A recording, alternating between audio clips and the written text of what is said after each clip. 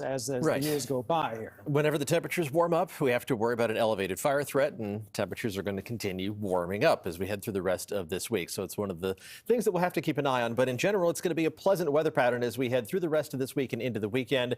Temperatures are going to be running at least a few degrees above average, if not way above average, farther inland. Even warmer temperatures tomorrow as an area of high pressure in the atmosphere centered way out here over the Pacific builds close enough to us to compress the air overhead. There's just more air on top of us, so the air at ground level gets compressed and warms up. Now we're tracking the storm system. It's going to miss us to the north. It's sending rain into the Pacific Northwest tonight and tomorrow, but it is going to dive down what we call an inside slider because it slides down from the north inside of the coastline.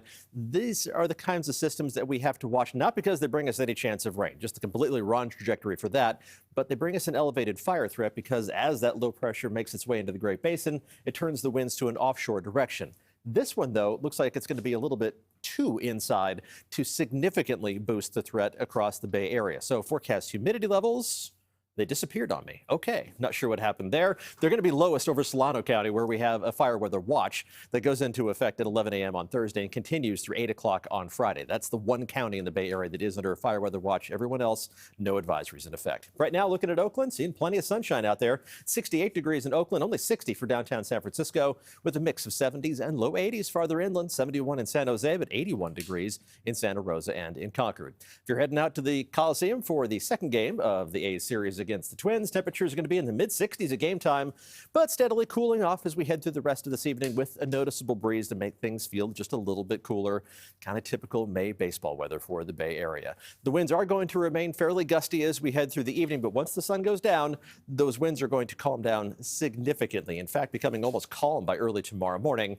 Now, the wind is still going to be onshore tomorrow, so we're not going to lose that onshore influence as we head through the next several days, but the winds are going to be pretty weak through at least the first half of the day. So temperatures even along the coast should make it up into the low 60s.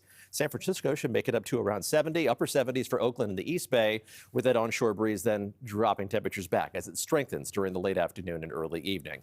Temperatures tonight dropping down to the upper 40s and low 50s.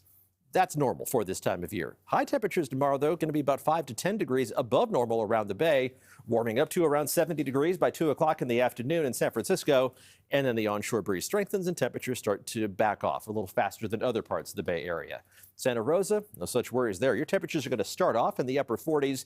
You're going to warm up by 42 degrees, all the way up to 91 for a high in Santa Rosa in the afternoon. Concord, a similar warm up to 91 degrees for a high temperature by 4 o'clock as well. That onshore breeze not strong enough to push any significant amount of the marine air farther inland. San Jose, it's going to be well above normal too, up into the mid 80s during the afternoon. Just a couple of high clouds way up in the atmosphere. Otherwise, plenty of sunshine.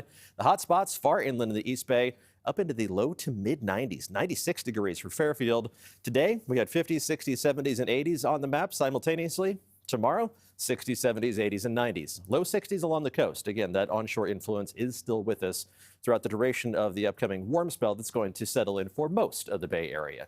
Temperatures after tomorrow don't change a whole lot, just some minor little ups and downs as the wind subtly shifts from day to day. Looks like the cooler days for San Jose would be Thursday and Friday, and then it's right back up into the mid 80s.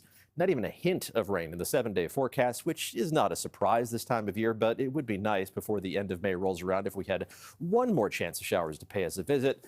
Instead, all those fire fuels are just going to be cooking in the above average temperatures